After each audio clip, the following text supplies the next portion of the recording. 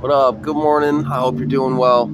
I just want to pop in and share a quick story because I got some good news about someone I met a couple years ago and had a very interesting interaction and encounter with this person over the course of a couple days that ended pretty chaotically. But and this is probably like 2 years ago, but a friend reached out last night and reconnected him and I. So it's probably like 2 years ago now.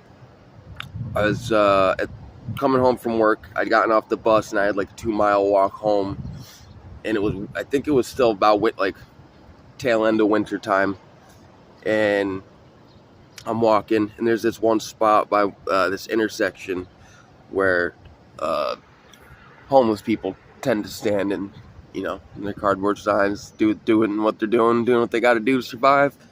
Um, and there's this dude there, and I just went over, and I think I had some food left over from work with me, so I went over and I gave it to him.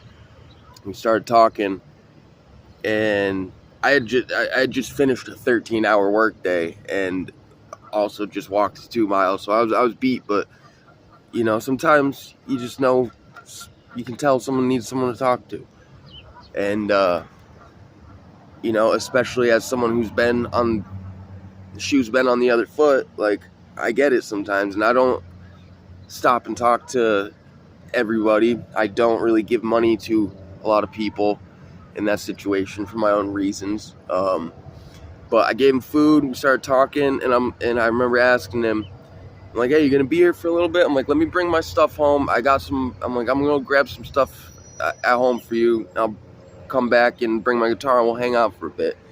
Went back, got him some books and some sweaters and stuff, and went and hung out, chilled with him for probably like another hour. And then, so that was the first night. In this intersection where I met this guy is somewhere where, one, yes, I would have to walk by it every day not every day on the walk home, but the nights I worked late, I'd have to walk by this spot. And then every time I go to the grocery store, I'd have to walk by this spot. So over the course of the next few days, I kept running into him.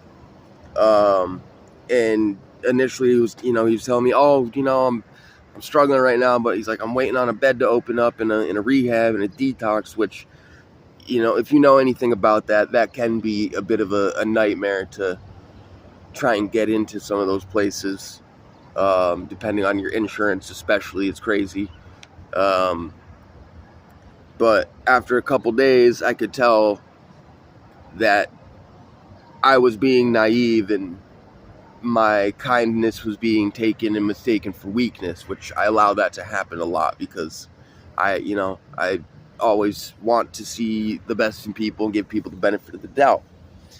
But then it gives people an in to take advantage. And I'm not saying that's what happened necessarily, but every time I was walking by, once I realized that, after 3 or 4 times of seeing this dude, and each time him telling me, "Oh, my bed's opening up tomorrow, I'm going in," and then you keep seeing him out there running and gunning, I'm like, okay, I've done what I can, and now taking advantage. So the last night that I saw this guy, I'm going to the store, and I think I'd exchanged some words. I'm like, "Dude, I'm like, if you're gonna just like, please just leave me alone. If this is, you're obviously not doing what you told me you're doing, and now I feel like an idiot. And I have to walk by here, so like, please, just like, if you're gonna keep doing your thing, just, there's nothing I can do for you." I walked by, went and got groceries, had walking back, probably got $100 of groceries in my bag, and a couple bags with me, so backpack stuffed to the brim. And he comes up to me, and I could tell I hurt him by having to, speak so forwardly and tell him to F off kindly, because I ain't going to be taken for a fool. And that set him off, and he's like, "Oh, who do you think you are? You think you're better than me because you're clean right now? Well, F you, buddy, blah, blah, blah." And I forget how it initially started, but we ended up getting into a little bit of a scrap, and the first part, I remember, like, he took me down to the ground again. I had this backpack and 2 bags of groceries in my hand, so I was definitely disadvantaged. And I'm not trying to fight a homeless dude. I'm just like, dude, please just let me go. Like, just let me be at peace and go on my way. Like, I wish you the best, but there's nothing I can do for you. And upset him. So we went to the ground, ripped my bags all open. I still have a video too I filmed after it to send to my friend, because we had a mutual friend, which I didn't initially know that's who this dude was when I met him. But just the week prior at work, my friend told me she had run into this guy who she'd known forever, and he was struggling, and it turned out to be this guy. So we're down on the ground, ripped my bag. My groceries are everywhere. I'm like, getting up. I'm like, dude, like, really, bro? Like, just what? Seriously, dude? Come on, man. So I'm picking up all my stuff, and then I see he had a pint of Mr. Boston vodka that was unopened that he had dropped in the scuffle. So I picked it up. I shouldn't have done this, but this is just totally me. I get all my stuff together, and then I start taunting him with his pint. I'm like, hey, you dropped something. And he starts coming at me. He's like, you know, give that back. And I threw it right in his face. And then he came at me again, took me down. And, like, it wasn't like a nasty fight or anything. It had a couple lumps. And I ended up having to tell him, just in order for him to leave me alone. I'm like, bro, I'm calling the cops, which I wouldn't do. I wasn't gonna do that, but it was enough of a bluff to scare him off, you know. So I'm just like sitting there feeling like an idiot and just like laughing at the same time, and just the adrenaline's going, and I'm just like, dude, the audacity, like.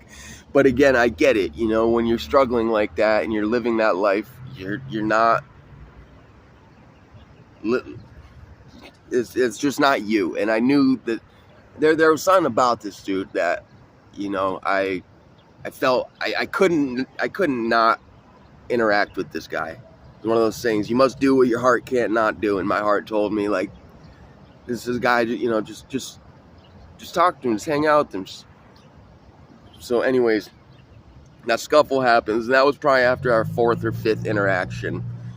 And then the next morning I was walking to work at like 7 it was like 7 a.m.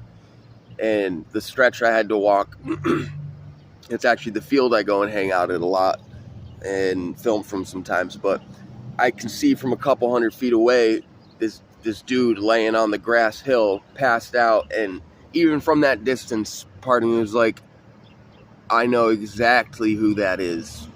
So I'm walking, and the closer I get, confirm that it's him, passed out. And I remember, I'm like, because I was really angry still.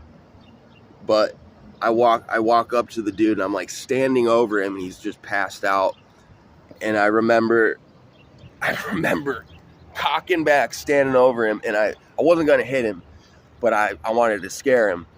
And I screamed as loud as I could. Just screamed, hey! Try and wake him up. Didn't budge the first time. I'm like, whoa, dude, this dude's... Wow, I cannot believe he did not just wake up from that. So I got even closer and screamed in his face. And, you know, if you ever see someone like come out of a drunken stupor or a drug daze, and their eyes like slowly peel open, the second time I screamed even louder, and I'm cocked back right over this dude. Like, imagine waking up to anybody over you like that is gonna freak you out. Once his eyes opened enough and reality hit him, he saw it was me, and the fear in his eyes, he like scrambled and crawled away like down the grass, and because he knew I had him if I wanted to, but I didn't want to hurt him. I just wanted to scare him and let him know, dude, I could have done whatever I wanted to you right there. But seeing the fear in a grown man's eyes with this dude that I had befriended to some extent, and also someone I know I can see is struggling, like this, to see the fear in his eyes, like, and see him look like a scared little kid, just broke my heart. And it reminded me of me as a kid being afraid of, like, my dad. And I, like, once he said this, all happened really fast, and I, like, started to walk away. I'm like, you're lucky, dude. You know you're lucky. But that day especially, I had such a guilt sitting with me, just like, and I couldn't get his face and that his eyes out of my mind, like. And ever since then, like I said, this was like about 2 years ago. I've thought about him a lot, especially because that spot where we interacted, I walk by often. But got news that he's doing, not only he's like been 22 months clean or something like that. And then my friend who reached out to me to tell me this yesterday, I sent her a few videos in response, just because I'm a very, like, animated, emotive person, and hearing something like that, like, I have a lot of joy and gratitude to express, so I want to show that. And I guess she sent him one of those videos, and he sent me a friend request on Facebook and reached out to me this morning. And just like, this whole time, like, it's not like I'm thinking about him every day, but I've been praying that I would hear some good news about this guy eventually. And lo and behold, like, he's doing great, and we're gonna try and make plans to link up. So that really made me emotional, just because you never know when, just stopping to talk to somebody can really help them. And it was a crazy situation, but no hard feelings. Hey, I hope everyone has a great day.